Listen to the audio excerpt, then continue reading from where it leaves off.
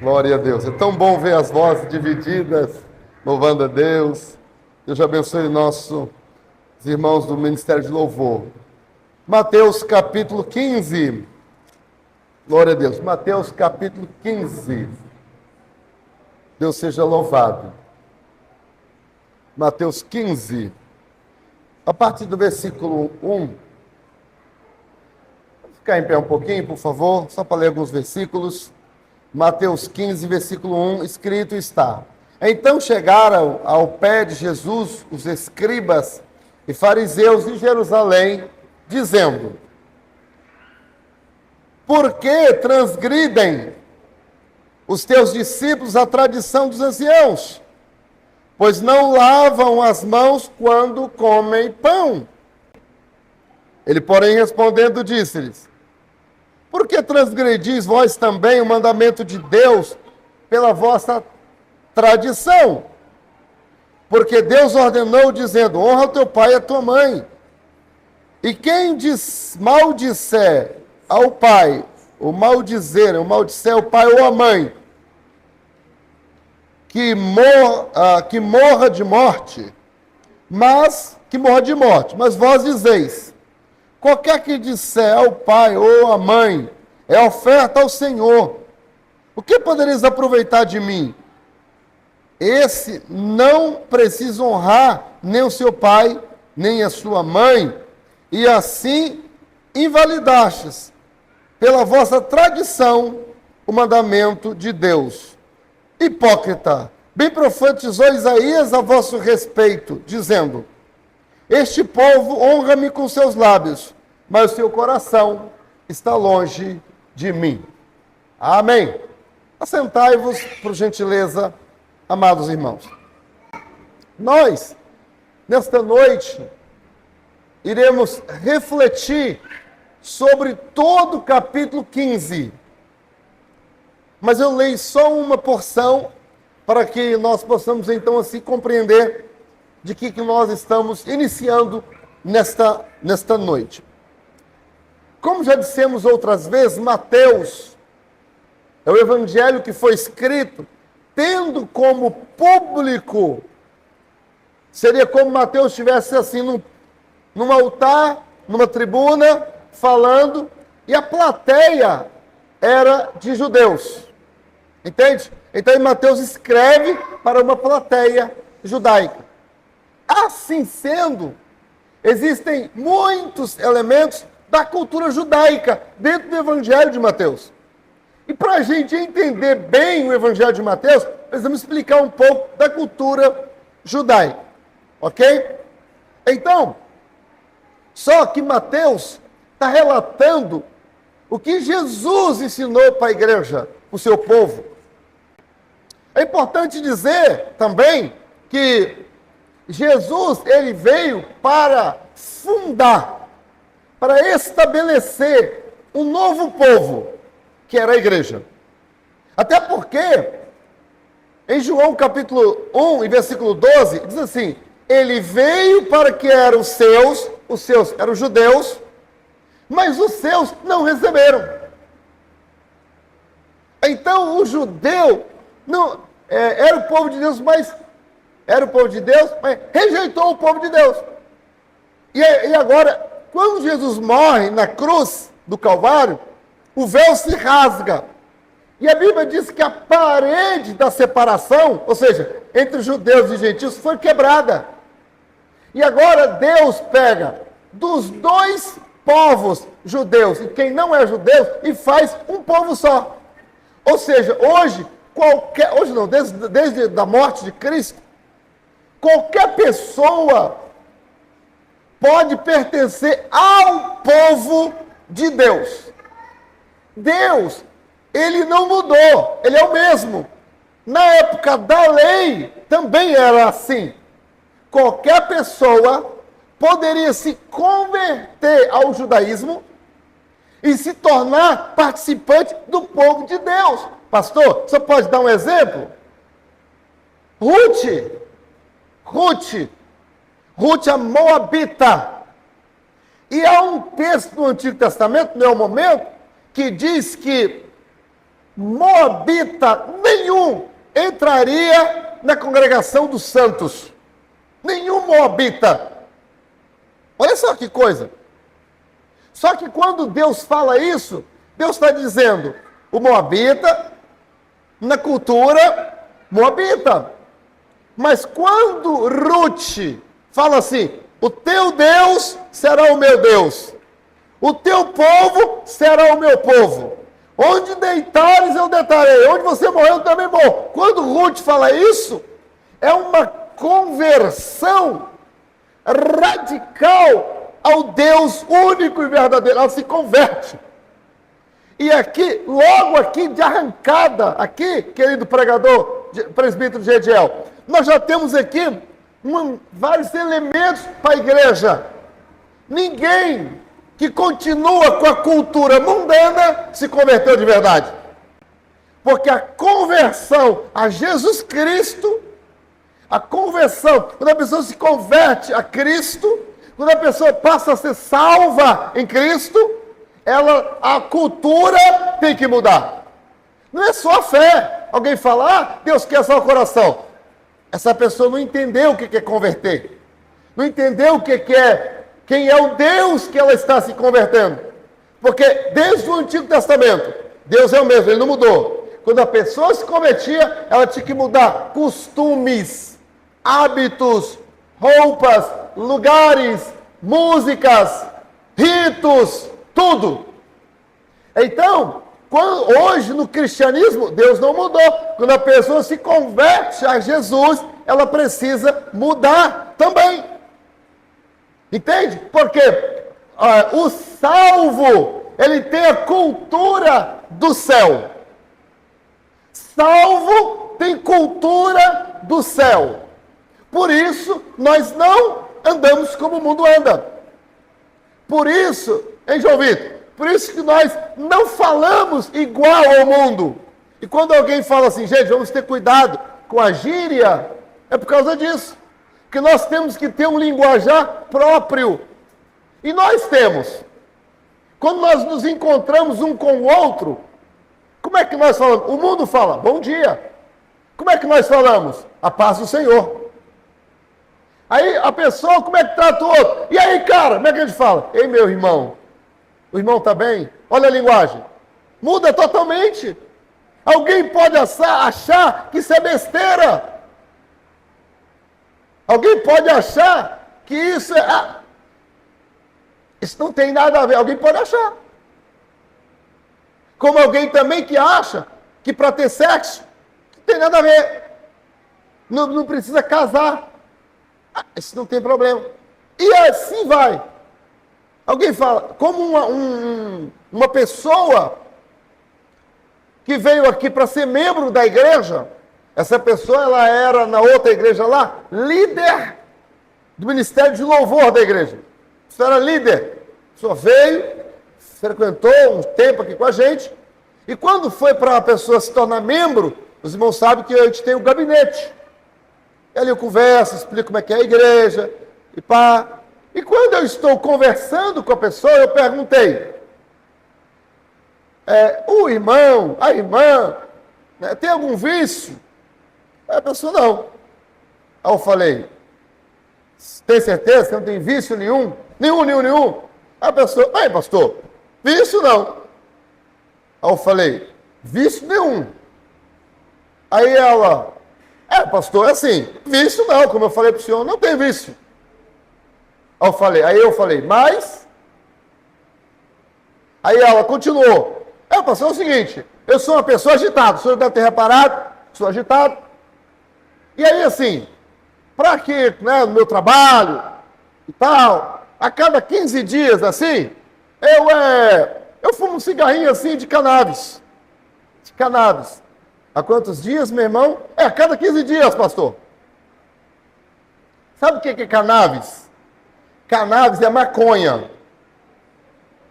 Eu pensei comigo, meu Deus, está diante de mim um maconheiro. Sério? Eu falei assim, meu amado, então nós vamos fazer o seguinte, nós vamos aguardar um pouco, vamos orar um pouco mais e tal, porque realmente a gente precisa conversar melhor sobre essa situação de a cada 15 dias Por quê, meus irmãos? É porque eu lembrei, lá, os irmãos sabem que eu trabalhei no presídio, na parte da administração. E o Estado dá vários cursos para o funcionário que trabalha na Secretaria de Segurança. E entre os cursos que nós fizemos, presbítero Carlos, uma das coisas, né, que nós descobrimos aqui, a cannabis, a maconha, a pessoa consegue segurar a abstinência até 15 dias. O máximo, entendeu? O máximo que a pessoa segura, 15 dias. E depois, não consegue segurar mais, ela volta. Então, foi exatamente o prazo. Ou seja, esse rapaz estava viciado. E aí, achando que não tinha nada a ver, durante os cultos, falava em línguas. Sério? E eu ficava só daqui olhando. Então, meus irmãos amados, por isso a igreja precisa de ter um pastor sério e conhece a palavra de Deus, que ensina a igreja, os irmãos, e na obra de Deus, né, a igreja, o símbolo dado por Jesus Cristo, ovelha, né, ovelha é um símbolo dado por Deus. A ovelha, ela necessita do pastor. Não existe ovelha autônoma. E a pessoa que faz só o que dá na cabeça, que o pastor orienta, e a pessoa não obedece, de arrancada, essa pessoa já é feiticeira. De arrancada. Senhor, o pecado mínimo dela, ela é uma feiticeira dentro da igreja. Por quê? Porque a Bíblia diz que a desobediência é como pecado de feitiçaria. A pessoa que não obedece o seu pastor é feiticeiro dentro da igreja. Então é por isso que é muito importante as pessoas estarem no culto de ensino, onde a gente tem mais oportunidade. Pastor, nunca li isso na Bíblia. Então, que chegar em casa, você pode ler 1 Samuel, capítulo 15, versículo 22 e 23. E lá, nesse texto de 1 Samuel, capítulo 15, 22 e 23, está falando exatamente da obediência.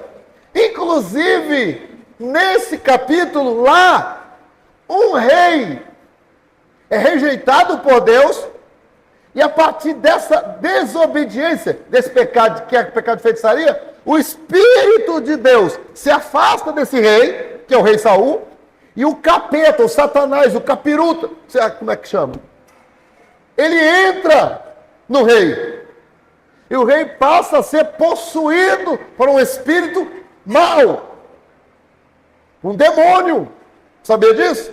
O rei passa a ser possuído por esse demônio. E a gente na igreja que é possuído também. Tem gente aí que é possuído. Roma encrenca com tudo. Discorda de tudo. Não frutifica, só dá trabalho. Ainda influencia os outros para o mal. Não é? Mas eu quero agradecer a Deus pela vida desta querida igreja, desses queridos irmãos aqui na Rodovia do Sol. Porque aqui, irmãos, nós não estamos brincando de crente. Nós aqui estamos... nós aqui estamos... Desligaram o ar-condicionado?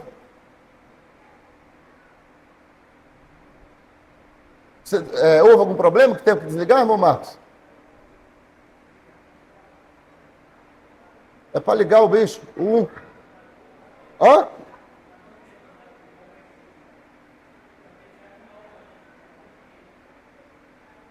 Assim, aí ele vai ligar de novo? Não, mas não importa. Se ligou agora, ele tem que funcionar. Vê aí. Liga esse negócio aí que a gente quer que o bicho funcione. Ok. Voltando aqui, meus irmãos. Os pastores, os pregadores, quando eles vêm aqui na Rodovia do Sol, ei, aqui, por favor, deixa o irmão Marco cuidar dessa parte aí, que ele sabe. Vamos prestar atenção aqui, por favor. Então eles falam assim, pastor, que ambiente, que presença de Deus aqui nessa igreja. Aí alguns pregadores falam, pastor, eu prego em muitos lugares, mas olha, igual o ambiente aqui é pouco. Mas irmãos, nós aqui nós não brincamos de igreja, nós não brincamos de ser crente, entende? E isto é geral. Olha, no culto de sexta-feira, culto de ensino, olha a igreja lotada, onde você vai? Não é assim. Por quê? Porque aqui tem um povo sério, aqui tem um povo dedicado, um povo que quer crescer na palavra verdadeiramente. Posso ouvir um amém? Então, vamos lá. Capítulo 15, vamos agora versículo por versículo aqui analisar um pouquinho. Nosso tema desta noite é a falsa pureza. A falsa pureza e a perseverança na fé promove a falsa pureza. Nós vamos estudar sobre a falsa pureza, porém, contrapartida, a perseverança na fé promove compaixão. Vamos estudar sobre a falsa pureza, aí, contrapartida, veremos que a perseverança na fé promove, irmã Valentina, compaixão. Capítulo 15 revela o confronto religioso. E também nós vemos a extrema e genuína fé que nos ensina algumas coisas. Primeiro, que o que contamina o homem não é o que entra pela boca do homem, mas sim o que sai do seu coração. Nós veremos também que a fé verdadeira, a fé perseverante, mesmo em silêncio, ela apresenta os seus frutos. E depois, nós vamos ver que quem se aproxima do Messias, de Jesus, quando a crise chega, Jesus levanta e ele resolve o problema da crise. Amém? Então, isso que nós vamos tratar nesse capítulo, o capítulo 15. Então, primeira coisa que nós temos aqui é a tradição dos homens. E por outro lado, temos o mandamento de Deus. Dá uma olhadinha. Versículo 1 diz aqui que os fariseus chegaram de Jerusalém, da capital, onde estava quem? Onde estava o quê, melhor dizendo? O que tinha lá em Jerusalém? O templo. Estava lá o templo. O templo, e aqui naquele templo, claro que o templo de Salomão tinha sido destruído, e agora, por quem? Por Nabucodonosor, e agora um outro templo foi erguido, e estava lá o templo, não tem o templo onde estava lá na Porta Formosa, o coxo e tal, esse templo, estava lá. Jesus tinha liberdade para pregar no templo, para orar no templo? Não. Por quê? Quem era o pastor presidente daquele templo? Era o sumo sacerdote. Sumo sacerdote, ele era o presidente do templo. Ao lado dele, o ministério, estava o quê? Os sacerdotes. Estavam os sacerdotes. Os escribas eram os teólogos. E os fariseus eram o maior número, eles eram radicais. Alguém até não entende, sabe? Por que Jesus orava no monte? Rapaz, eles oravam. O único motivo porque Jesus orava no monte é porque ele não tinha liberdade para orar no templo. Ele era expulso do templo. As pessoas não acreditavam e precisavam de um lugar à parte para orar tranquilamente a Deus. Não é igual uma vez nós fomos orar no monte, na época da pandemia, e alguém falou assim, pastor, eu gosto muito de ir para o monte, ainda bem que o senhor está indo agora. Eu falei, por que, meu filho? Um obreiro, hein? Aí ele falou assim, pastor, é porque no monte a gente está mais perto de Deus. Quando eu olhei para aquele obreiro falando um negócio desse, eu falei assim, meu Deus do céu, o Deus desse camarada aí não é meu Deus, não. Por quê? Irmão, para o nosso Deus, para o Deus da Bíblia, existe distância? Não, irmão. Baixo, alto, perto, longe, basta ler o Salmo 139.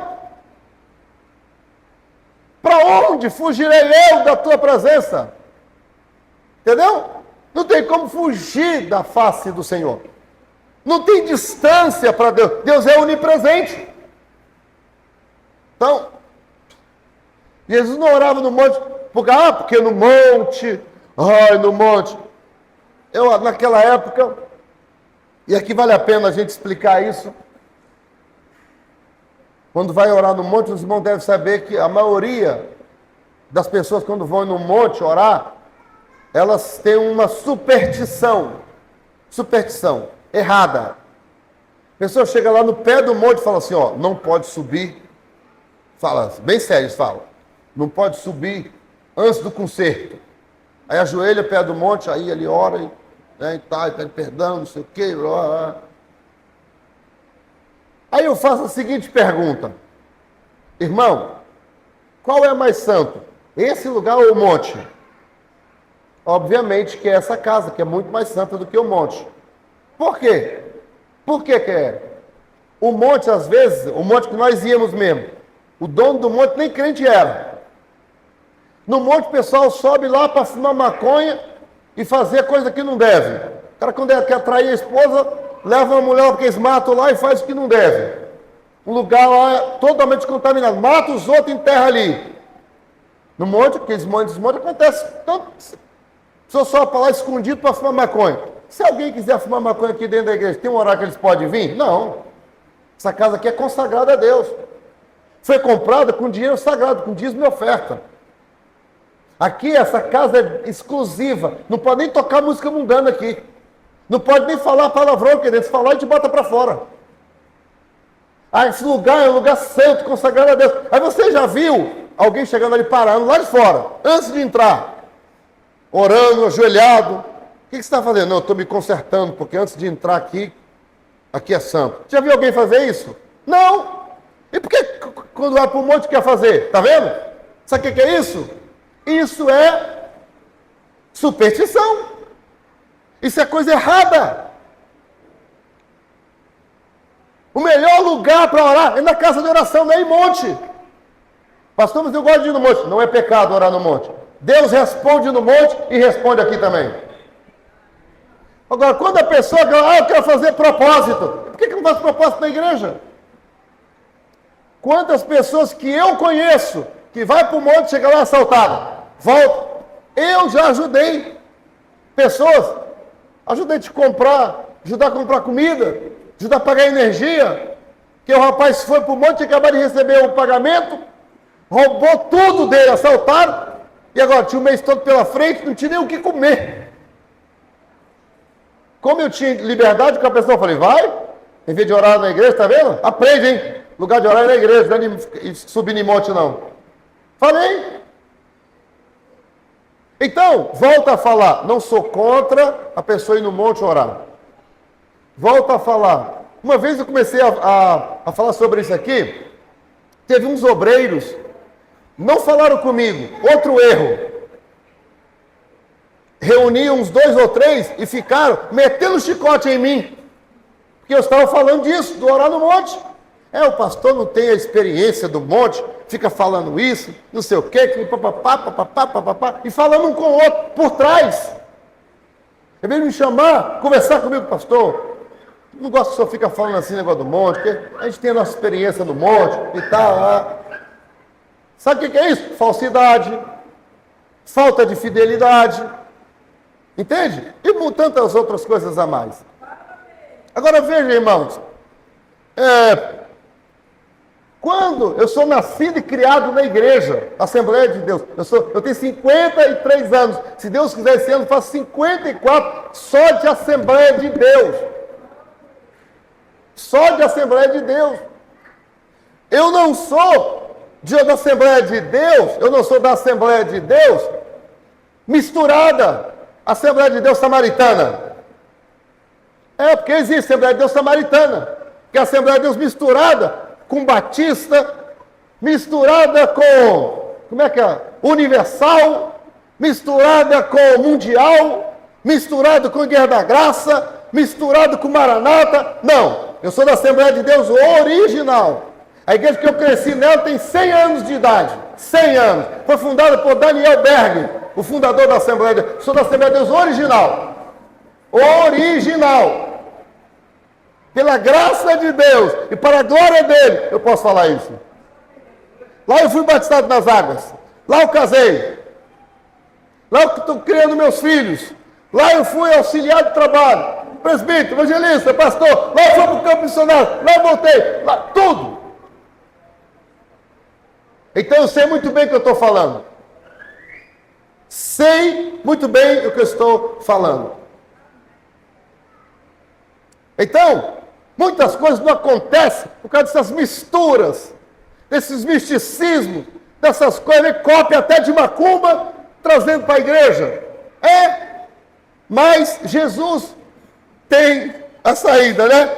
Por isso que, vamos voltar aqui ao Mateus capítulo 15, os fariseus, versículo 2, que traziam, eles perguntam, né, a Jesus, fariseus, por que transgridem os teus discípulos a tradição dos anciãos?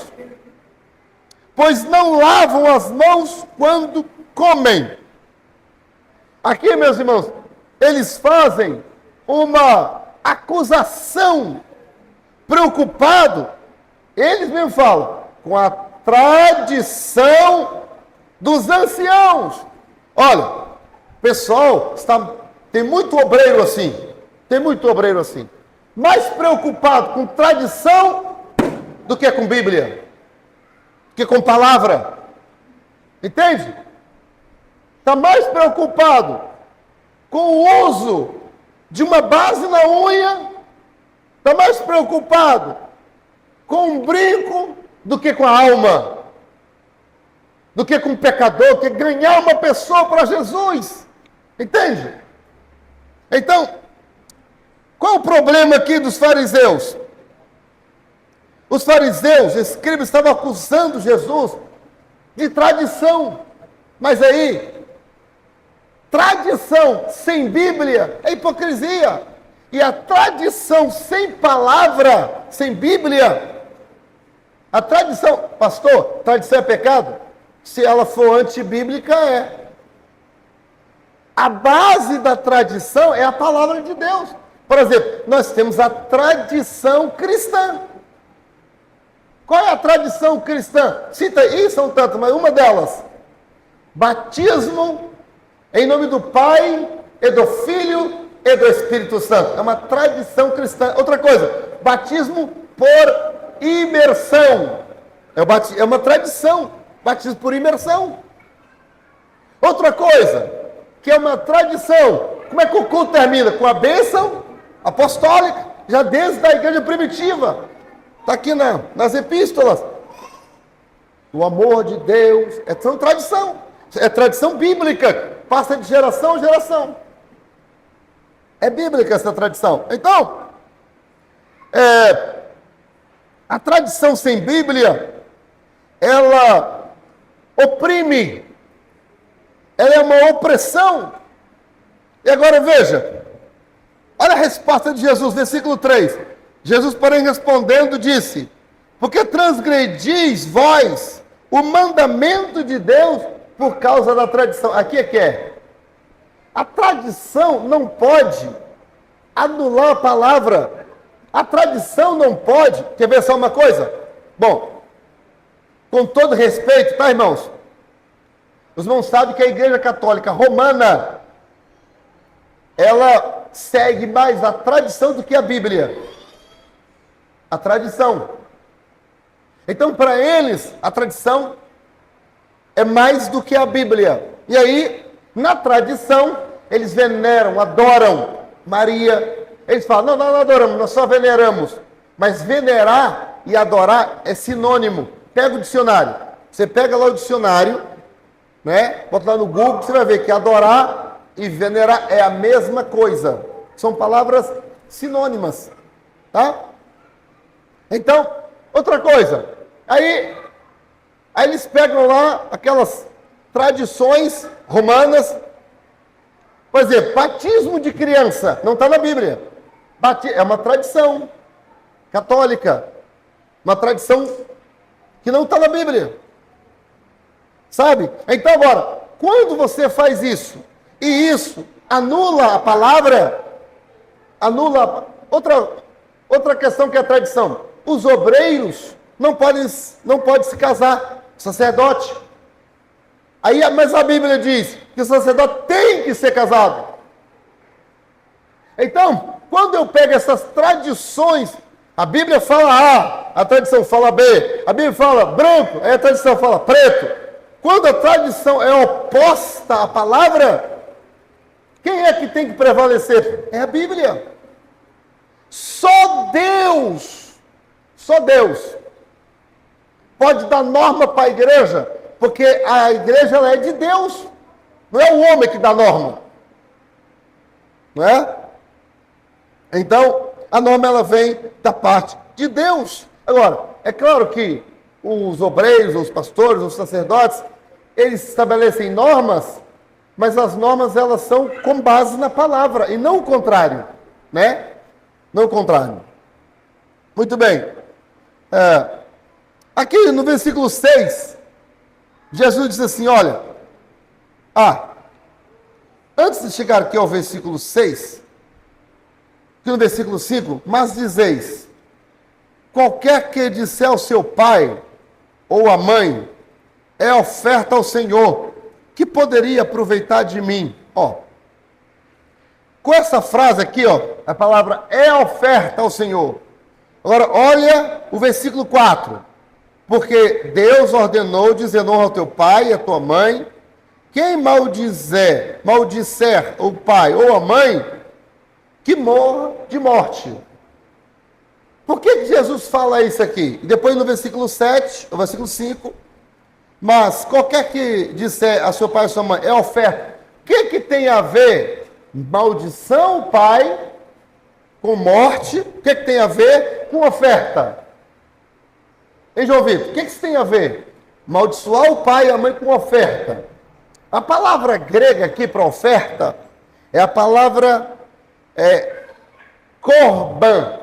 korban. Por isso que os judeus, Jesus usa essa expressão, korban. Quem já ouviu falar aqui em korban na Bíblia? Korban. Uma pessoa. Mais alguém? Duas. Duas pessoas ouviram falar em korban. O que é korban? Korban é uma oferta dedicada exclusivamente a Deus. No Antigo Testamento, alguns tipos de korban: sacrifício de animais, oferta de cereais, ofertas voluntárias, também votos era korban. No Novo Testamento, né, o korban, já no Novo Testamento, na época de Jesus, né, aqui, korban, quando dizia que algo é korban, significa que é dedicado a Deus e não precisa ser nem levado ao templo. Aquilo está dedicado ao Senhor, não pode ser gastado, não pode ser usado. Então, o que as pessoas que tinham pais, os pais tinham bens, aí o pai estava doente, a mãe estava doente, próximo a morrer, mas o dinheiro que a pessoa tinha guardado, poderia investir na saúde do pai. Aí alguém questionava, quando alguém questionava para gastar aquele dinheiro com a saúde do pai, o que os fariseus diziam? É korban. Ou seja, não pode gastar. Deixa o pai morrer. Não pode gastar, entendeu? Porque a korban é oferta consagrada ao Senhor. Aí é por isso que Jesus fala, hipócrita. Por quê? Por que eles faziam isso? Os filhos faziam isso. Porque quando o pai morria, a mãe morresse, quem é que ficava com aquela grana, com aquela mufufa? O filho. E ele agora usava a seu bel prazer. Entendeu? Ele desfrutava daquele dinheiro. E quando se alguém perguntasse, se alguém questionasse, e esse valor? Não, a gente não pode dar para a casa de Deus, não pode dar oferta para Deus, porque é korban. Então, por isso Jesus, ele fala, vocês, por causa da tradição, está anulando o mandamento de Deus. Qual era o mandamento de Deus? Honrar o pai e a mãe.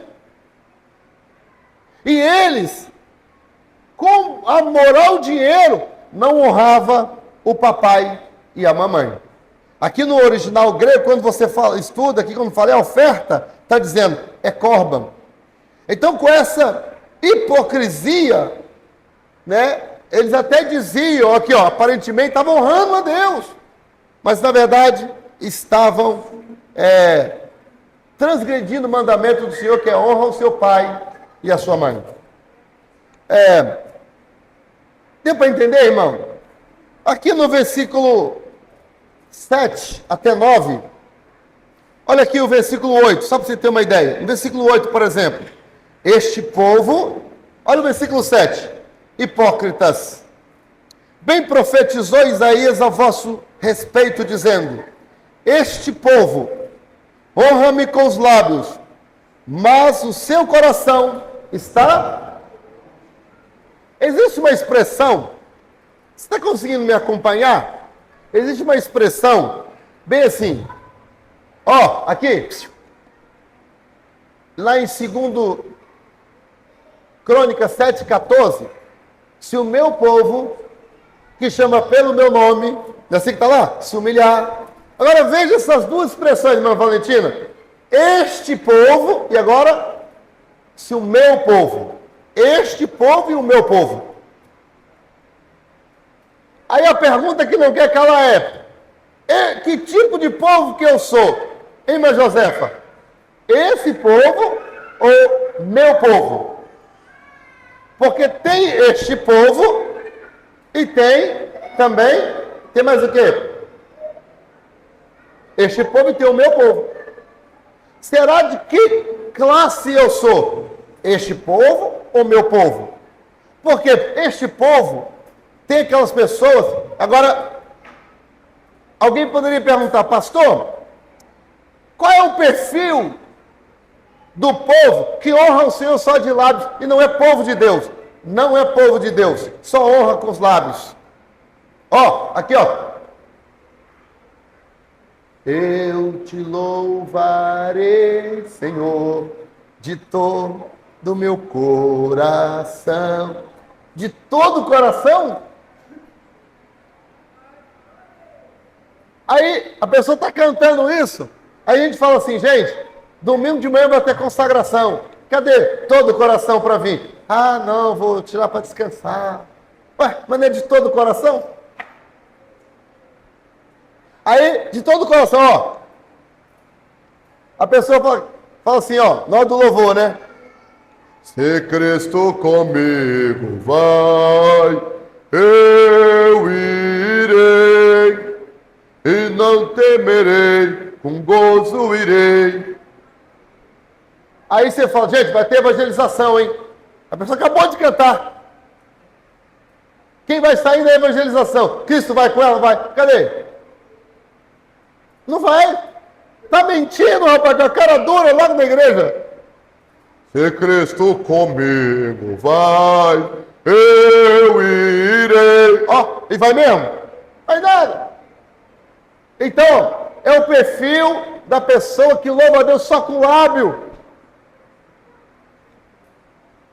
Eu te louvarei, se eu estou no coração. Aí, recebe, cadê o dízimo? Não traz. Mas está louvando todo o coração, como?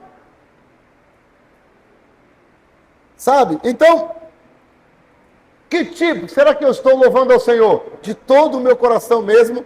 Ou estou mais aqui preocupado com tradição, fora até da palavra, né? Que Deus nos guarde e que o Senhor não fale assim da gente. Esse povo me honra de lábios, mas o coração está longe de mim. Quem serve a Deus com o coração, irmão, pode estar longe do marido, pode estar longe do pai. Arthur, pode estar longe do pai, da mãe, entendeu? Que a pessoa do marido, da esposa, a pessoa honra ao Senhor, porque não é só de lábios, é com o coração. Amém? Acho que ninguém entendeu. Mais o quê? Versículo 10. Versículo 10. Chamando a si a multidão, Jesus disse-lhe: ouvi e entendei. O que contamina o homem não é o que entra na boca, mas o que sai da boca. Isso é o que contamina o homem. Agora veja.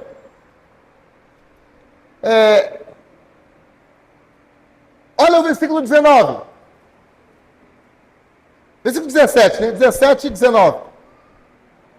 17, 18 e 19. Ainda não compreendeis que tudo que entra nela, na boca, desce ao ventre e é lançado fora? Mas o que sai da boca procede do coração. Isto é o que contamina o homem. Porque do coração procede os maus pensamentos, maus pensamentos, mortes. Você viu aí a palavra? Olha que coisa interessante, queridos irmãos, presbítero Mateus e demais. Olha, dá uma olhadinha para a sua Bíblia aí, versículo 19. Dá uma olhadinha. Olha a palavra morte. Reparou que está no singular? Mortes. Mortes, no plural. Viu que está no plural? Reparou que está no plural? Mortes. Por quê? Porque existem vários tipos de mortes. Tem a morte física, tem a morte espiritual, tem a morte ministerial. Ministerial. Você lembra de um camarada, de um dos filhos dos profetas, que ele foi ajudar, cortar as coisas lá para construir um lugar maior, e o machado soltou, e ele ficou só com o cabo na mão? Lembra desse episódio? Tem muitos obreiros e obreiras, professor de escola dominical, pregador, pastor, que só está com o cabo. A ferramenta já morreu. O ministério já morreu. Por quê? É porque é do coração que procede. Isso contamina. Tem pessoas que vão se contaminando no ministério, se envolvendo com política, se envolvendo com coisa errada, com mentira. Tem pastor, você sabia que tem pastor que mente? Mentiroso. Tem crente que mente. Tem crente que é falso. Isso sim contamina o homem. E os fariseus estavam acusando, preocupado. Aqui, o fariseu, reparando. Olha o fariseu reparando. Aí o discípulo de Jesus chega, pega o pedaço de pão, sem lavar as mãos, começa a comer. Pega aquela coxinha assim, aquela coxa assada, começa a destraçar, sem lavar a mão. Aí os fariseus, por que os teus discípulos, não lava a mão? Aí Jesus, olha a preocupação deles, com comida. Olha a preocupação deles, com lavar a mão. Mas não estava preocupado com maus pensamentos. Não estava preocupado com mortes. Aqui, prostituição, furtos. Olha aqui, falso testemunho, blasfêmia. Está vendo? Aí Jesus fala no versículo 20. Essas coisas contaminam o homem. Infidelidade, preguiça para vir cultuar o Senhor, contamina. Aqui, você já reparou o que é uma pessoa contaminada? Uma coisinha pequenininha e o mal vai espalhando. Sabe por que tem gente que há muito tempo não fala mais em línguas? Está contaminado. Sabe por que tem gente que não chora há muito tempo? Contaminado. Eu não estou falando todo mundo. Tem alguém. Pastor, e quem é? Sei lá, você que sabe, examina a sua vida. Não me cabe julgar. Ninguém aqui, irmão, não estou julgando, eu estou pregando a palavra. Nós é que temos que olhar. Será que eu estou contaminado? Será que o meu ministério já morreu? Mas está aqui esta noite. Quem ainda que esteja morto, faz ressuscitar, que é Jesus de Nazaré. Se alguém foi contaminado por alguma coisa, o Espírito Santo vai fazer você lembrar esta noite, irmã Elaine.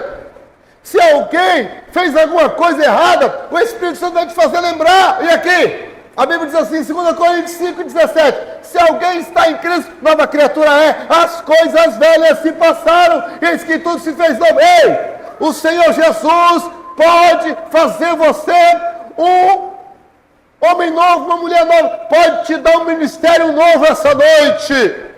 Ele pode encontrar a ferramenta que foi perdida. Aleluia! Glória a Deus! Você está entendendo? Seja sincero com você mesmo. Seja sincera com você mesma. Dá uma olhada se tem alguma coisa te contaminando. Agora, sabe o que chama a atenção? É que a pessoa contaminada, ela fica cega. Olha o versículo 14. Versículo 14 assim, deixa-os, são condutores cegos. Ora, se um cego guiar outro cego, ambos cairão aonde? Você está vendo aí a palavra guiar? Aqui está falando de líderes. Ei, está falando de obreiros, de liderança cega. A pior coisa é um líder cego. A pior coisa é um pastor cego, é um obreiro cego, é um professor da escola dominical cego espiritualmente. Por quê? Vai guiar as pessoas por um caminho cego. Por isso, irmãos, estamos orando ao Senhor, escrevendo, inclusive, o próprio Jesus falando, numa das cartas às igrejas de Apocalipse, o Senhor Jesus fala assim, aconselho-te que de mim compres. Aí entre as recomendações está, colírios, para que veja. Então nesta noite o Espírito Santo está aqui, ó, com o colírio da graça. Aleluia, glória a Deus. Para curar qualquer um de nós que estivermos cegos espiritualmente. Porque um líder cego, ele guia outros cegos. E que o Senhor nos guarde de cegueiras espirituais. Que o Senhor abra nossos olhos, irmão. Porque alguém que está cego não vê o pecado. Pelo contrário, ele gosta do pecado. Ele saboreia o pecado porque não vê que aquilo faz mal. Ele acha que aquilo faz bem. Ele acha.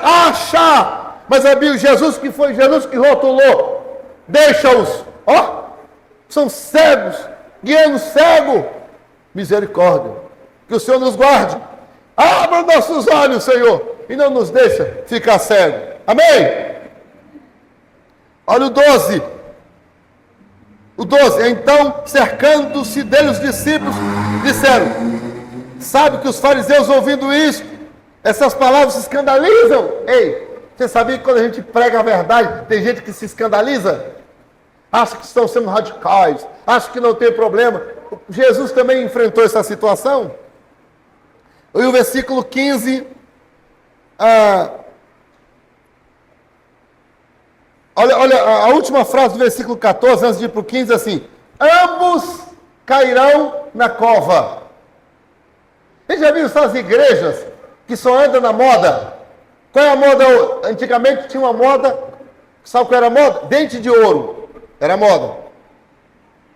Aí, para resumir a conversa, qual é a moda hoje? Igreja? Fala aí. A moda hoje é a igreja preta. Pintar tudo de preto é a moda. Mas daqui a pouco vai vir outra moda. Mas, irmão, a igreja não anda pela moda. A igreja anda pela palavra. Tem que atrair o jovem. O jovem tem que ser atraído pelo poder do Espírito Santo e não por arranjo. Tem que ser atraído pelo poder de Deus na igreja. Está ali, o presbítero Gediel foi aqui batizado com o Espírito Santo. Ó. Foi no culto de jovem? Foi na manhã do Mandeu, né?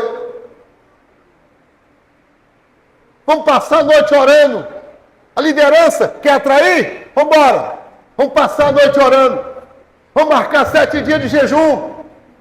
Vamos buscar o Senhor. Deixa Deus. Ó, irmão, você quer ver, você quer atrair a pessoa?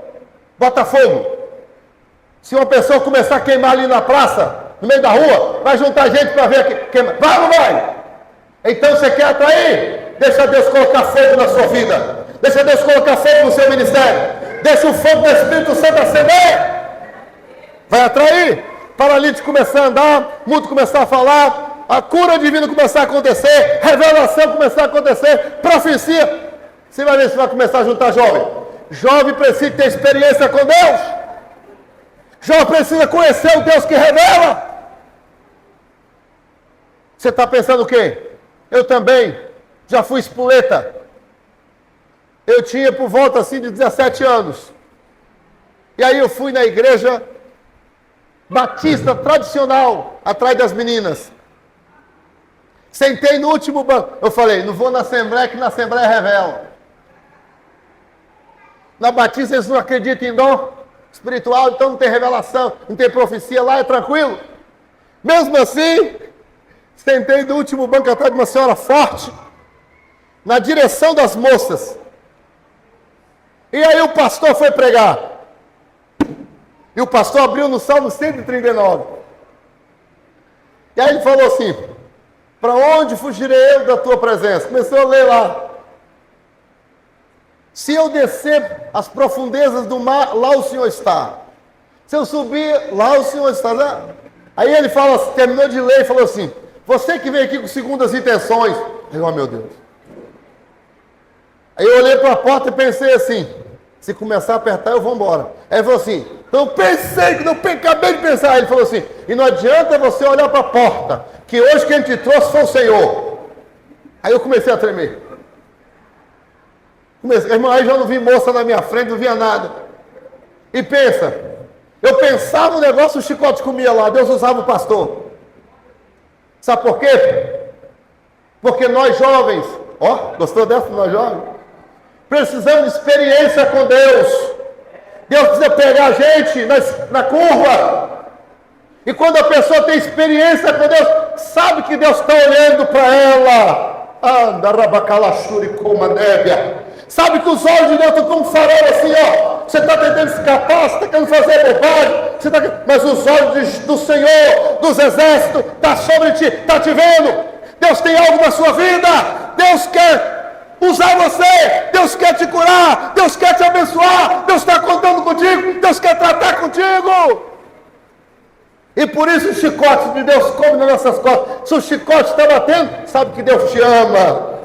Sabe que Deus tem coisa linda para você. Amém, irmão?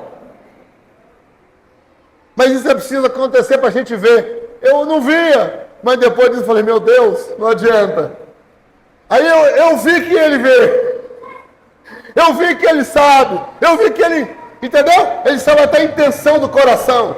Ele sabe até o que ele passa na mente, Ju. Ele sabe. Meu Deus, terminar, né? Ai, não vai dar tempo.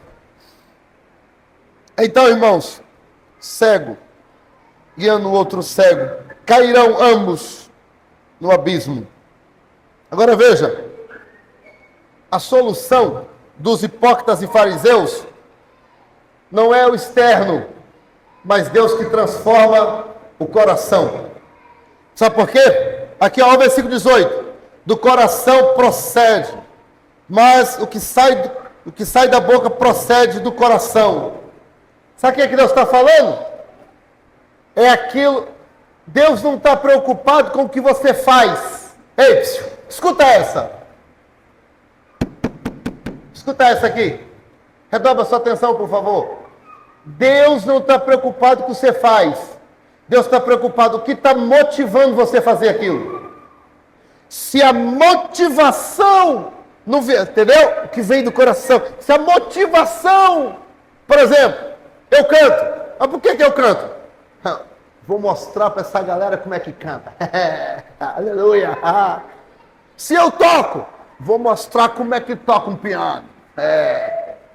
Se eu prego, vou mostrar como é que é pentecostal, meu irmão. Eu não prego sem cair no fogo, não. Você vai ver. Você vê quando eu prego os irmãos?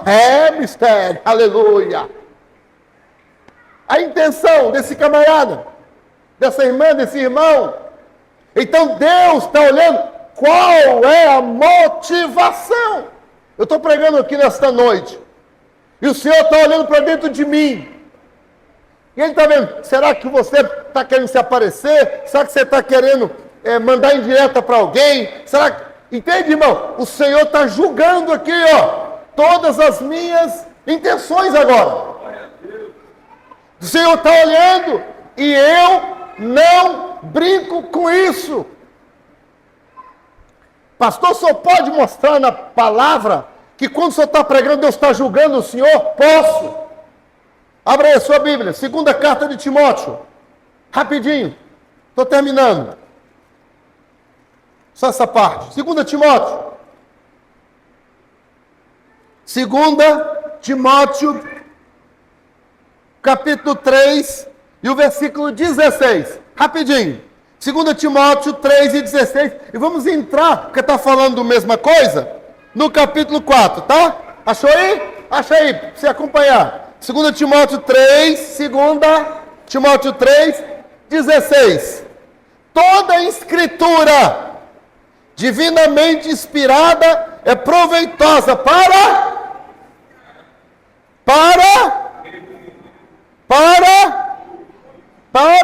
instruir.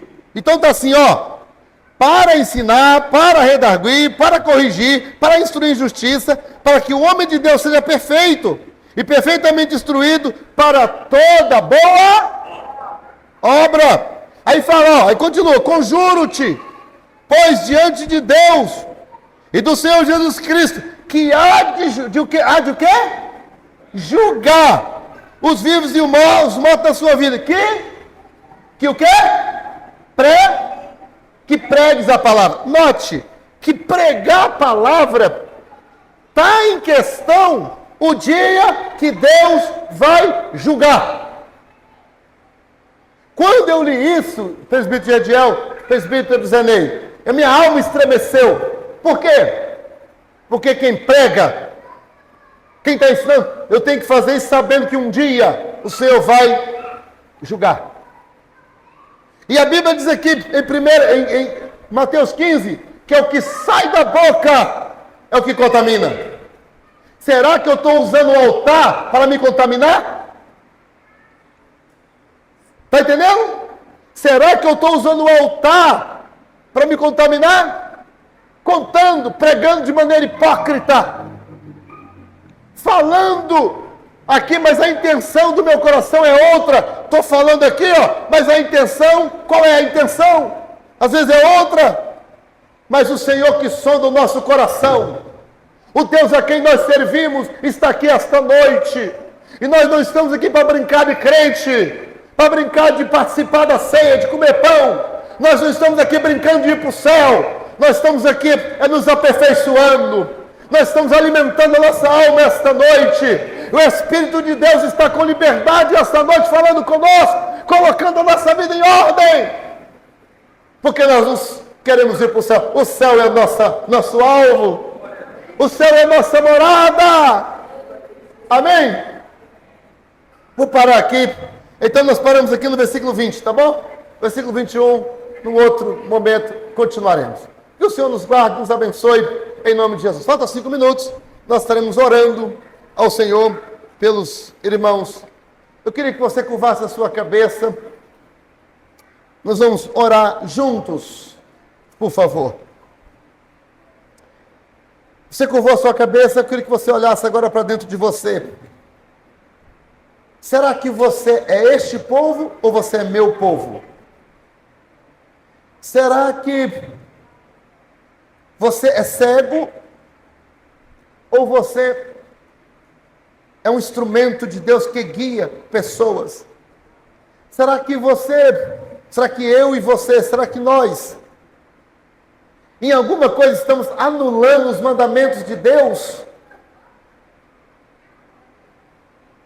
Existem pessoas que anulam o mandamento de Deus falando assim, eu faço errado, mas fulano faz pior do que eu. Quer dizer, está anulando o mandamento de Deus. Quem é que falou que um erro justifica o outro? Anulando o mandamento de Deus. Senhor nosso Deus e nosso Pai, nos guarda de anularmos os teus mandamentos. Nos guarda da hipocrisia, da falsidade, das mortes, da cegueira espiritual. Senhor, nos livra da religiosidade morta, mas aviva nossas vidas, nos purifica. Se alguém, Senhor, perdeu a ferramenta, se alguém perdeu o ministério, essa noite seja noite de recuperação, de restauração, de vivificação. Seja uma noite, ó Deus, onde o Senhor vai derramar sobre nós o teu poder. Nos ajuda, nos socorre, nos alimenta, nos fortalece, nos ressuscita, porque nessa noite estamos correndo para os braços de Cristo Jesus, ó Pai. E a tua palavra nos garante que em Cristo Jesus nós somos novas criaturas, que a nossa cultura seja do céu. Nos livra da cultura mundana, nos livra, Senhor, de sermos imitadores do mundo, pois a tua palavra diz: não ameis o mundo, nem o que no mundo há. Se alguém ama o mundo, o amor do Pai não está nele. Nos guarda disso, Senhor. E assim, rogando e contando com a tua ajuda, nos entregamos a ti, no nome de Jesus. Amém.